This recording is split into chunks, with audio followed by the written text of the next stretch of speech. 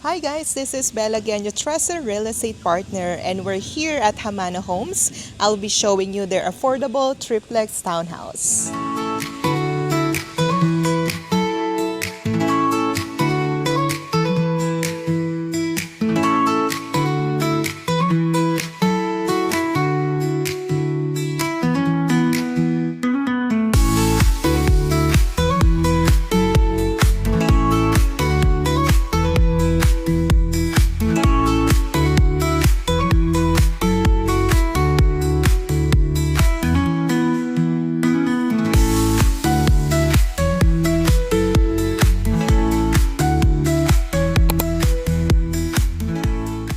Presentation niya is tatlong townhouse lang siya. Unlike sa ibang projects na diretso na dikit-dikit. So kung mapapansin nyo, so hindi pa rin siya congested. So tatlo and then may space and then tatlo na naman na triplex townhouse. I'm pretty sure nakikita nyo yung end unit natin. Unfortunately guys, as of now, sold na siya. So i-highlight ko na lang ang inner unit nila. And this one, I think its price range around 3 million, 3.1 to 3.2. So, nagdedepende na lang yan sa location if it's prime. Okay? So, this inner unit, it has a 50 square meter lot area and 51 ang floor area niya. So, ang property line nyo is magi-start, ito. Yan, so magpapabakod kayo, yun yung property line nyo, hanggang dito sa poste. Then magpapa-fence kayo, same din dito. Okay? So, yung car parking nyo, okay, so isa na lang to, isang car parking na lang, pero pahaba siya. I think kasya to ng mga SUV na malalaki, like mga Fortuner. If it's van, baka hindi nyo na maklose or saktong-sakto siya, yung sa haba niya. Okay? So, sa turnover, kasama na tong pathway niya. And then, yung passage nyo, ganyan na yung style niya.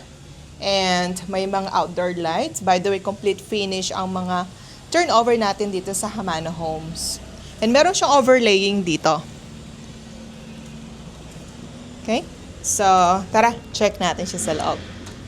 So, upon enter, you will be welcomed by your living area. Sara muna natin siya. Kasi may mga construction sa labas. Alam nyo ba, ang wall nila is made plus wall technology. May noise reduction. So, lapit mo dito. Para lang marinig nila yung, I'm not sure kung naririnig nyo, pero may mga construction outside. And pag naka-open ang door, syempre naririnig mo yung ingay.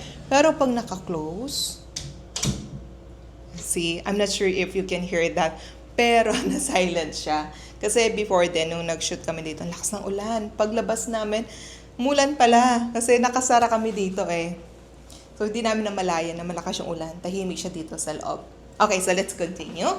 Okay, so the tiles, it's homogeneous, 60 by 60, non-slip, so wrap po siya. Okay? And high ceiling. So, it's 3.2 meters. Kasama yung mga fin light, yung ceiling lights. Of course, not included lang itong mga design purposes lang yan. Okay, so this is your living area. More and minimalist din. Hindi na ata uso ngayon yung malalaking gamit, no? This is actually good for, you know, couples, individuals, or starting family. And then your entertainment area. Okay, so here, okay, for your dining table, you can fit 4-seater. Okay? And then for your kitchen area, okay, this one is included granite. And then, yan, may cabinet na siya. Hafilet brand, Hafilet. So it's actually the same countertop nung mga ibang model house niya sa mga nanood na mga ibang video ko about sa mga ibang model ni Hamana Homes. And then meron tayong malaking bintana. So hindi siya madilim. Okay? Okay, so dito sa ground floor, meron siyang powder room.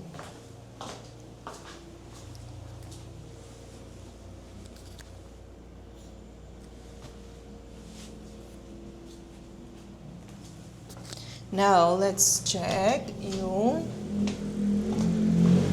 setback. Okay, for the setback, ito yung magiging property line ng inner unit. So, from here, itong bakod na to, and hanggang dun siya. So, I can imagine na malaki pa rin ang space mo, no? Na pwede mo siyang gawin dirty kitchen. And lahat ng unit may fire exit.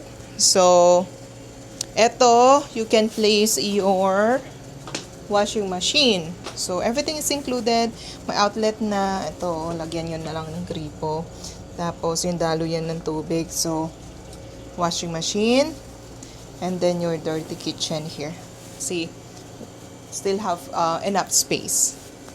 Okay?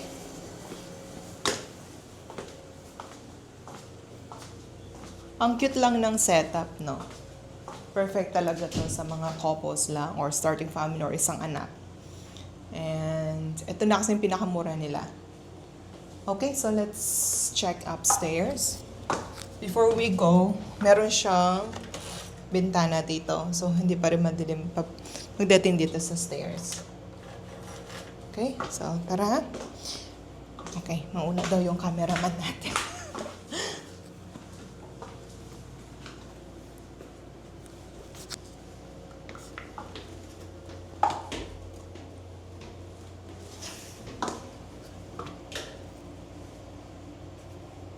Okay. So guys, before tayo mag-proceed, highlight ko lang din.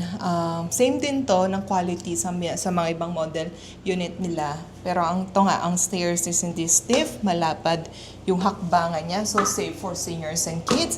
And yung sa ilalim ng stairs is concrete po ha. Hindi siya yung kahoy lang. So it will long last. Okay. So not all townhouse is merong ganitong hallway. Yung baka sa yung pag-akyat mo, pinto agad. Dito, you still have a space. Ang cute nito. May ano siya dito. Harang. So, tara, check natin ang master bedroom. Okay, welcome sa master bedroom. Check natin or highlight natin yung space ng bed. I think this one is a queen size. Hindi na to pwede ng king size, okay? Pero high ceiling ang mga rooms ha. So, hindi pa rin siya mainit. Hindi masikip tignan. Oh, okay. We have a big window. And then, ito pa.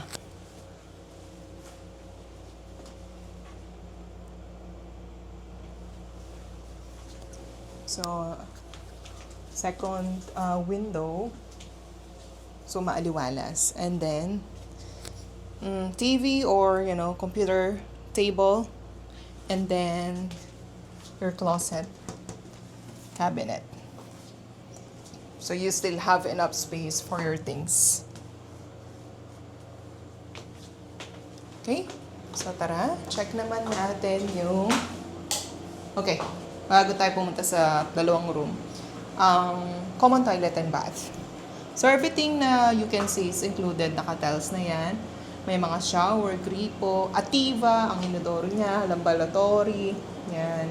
Kaya na sa mga accessories.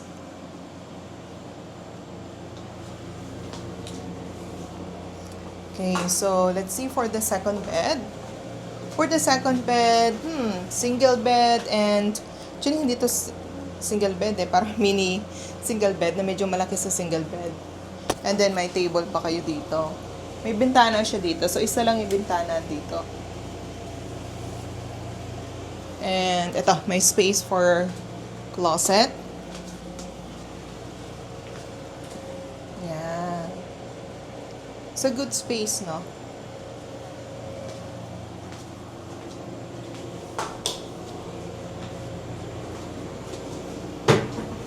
Now, so here, dito naman tayo sa third bedroom. Okay, so depende yan sa ilang family member. So you can set up this one for sa mga work from home, computer, or pwede pa tong actually na single bed, tong pahaba na to. And then may space ka pa dito for cabinet, 'di ba? And then yan, may window pa rin. So, hindi siya madilim. 3 bedroom na to. Okay.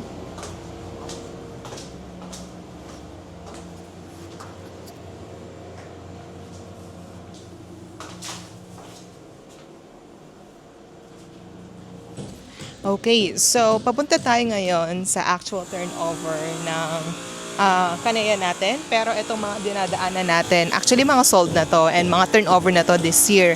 Pero pakita ko kung paano yung orientation talaga ni kanaya triplex. So ayan, so tatlo sila and then space and then tatlo na naman. So it's a non-congested. And lahat ng mga kanaya natin, actually located sila sa friends. So wala na kayong katalikulan. Ang orientation ni Hamana, ang Kanaya model is nakapaikot. So nasa fence lahat.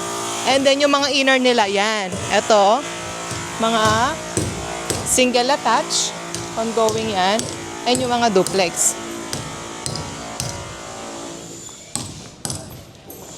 So tara, papunta tayo sa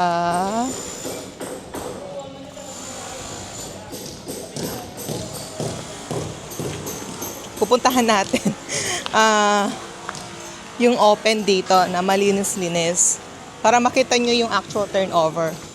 So, mga ongoing construction kaya maraming tao. So, ito na siya, si BA21. Marami pa tayong mga available near gate, ha? Okay. So, wala kasi tayo yung finish na inner. So, i-check na lang natin yung finish na end unit. But it's actually the same. Wala nga lang siyang lanay, syempre. Pero, I want to show you ano yung actual turnover na same talaga siya ng model. Okay, so let's go.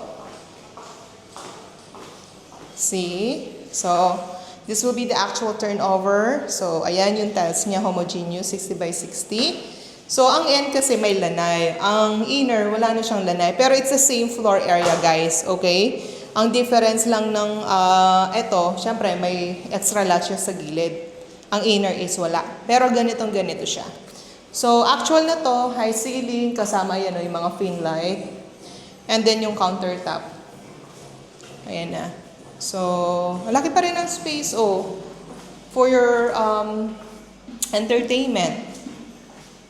4-seater. And then yung sofa nyo, here. Diba? And here, I can imagine a cabinet or a shoe rack, no? Anything na design dito. Okay? So, ayun yung powder room.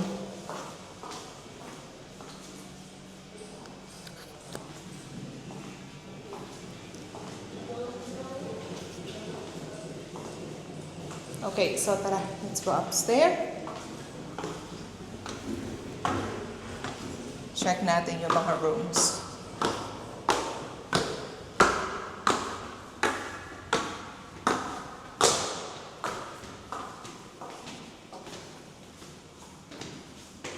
Okay. So, second floor, it's vanite tiles. Hindi na siya yung talagang tiles. Pero yan, may space tayo dito. Check natin yung master. Okay. So, by the way, sa inner, wala na tong pagganito na window. Hindi na siya full. Kalahati lang siya. Kasi inner, end na to eh. Hindi na pwedeng i-full yung window niya. Pero yan, space. So your bedroom, your bed here, and then entertainment, office table, your cabinet here for closet. Okay, so the common toilet and bath.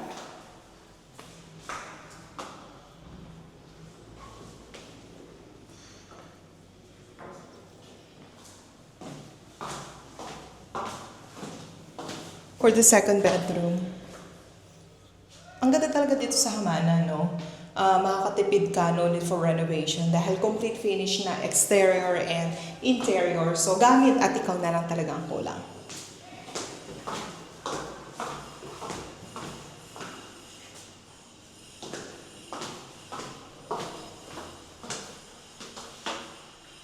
Okay. The third bedroom na pwedeng closet, pwede yung office, or sa pang single bed here na pahaba.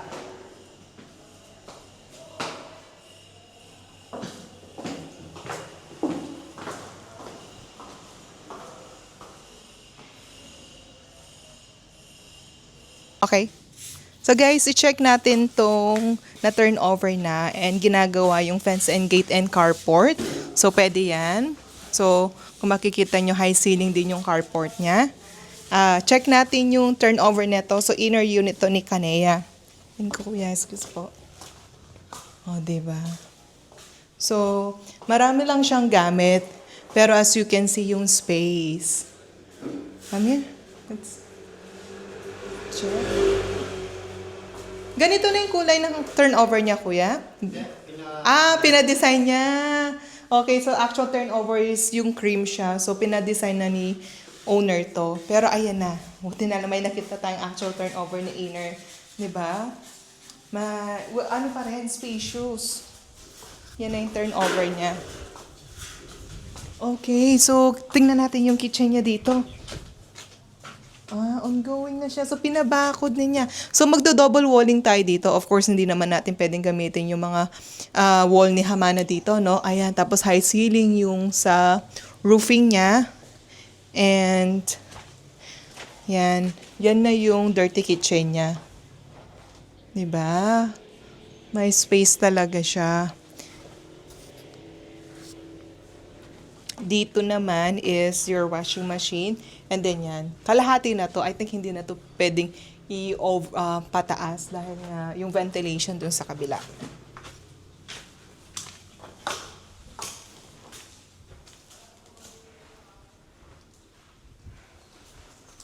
Ang ganda ng inner. So, diba? Kita nyo yung space sa setback niya. Hindi na tayo tataas, guys, ha? Pero at least nakita nyo na tong space niya na actual. So guys, I hope nag-enjoy kayo sa virtual tour natin dito sa Kanea Triplex ni Hamana Homes. Ito na yung nakita kong affordable na 3 million that you can get here at Hamana Homes. Well, hindi lang naman bahay ang binibili nyo dito eh. And alam nyo naman, si Hamana Homes is, I highly recommend the best community na nakita ko and na-experience ko. No? And makikita nyo naman sa ibang video kung bakit ko naka-focus project ko si Hamana because it's a promising project and development. So, again, this is Bel Garcia, your trusted real estate partner. So, if you're interested for the computation and more details about this Kanea triplex natin, I'll be happy to guide you and to help you to answer any questions you may have. So, thank you and I'll see you soon, guys. Bye!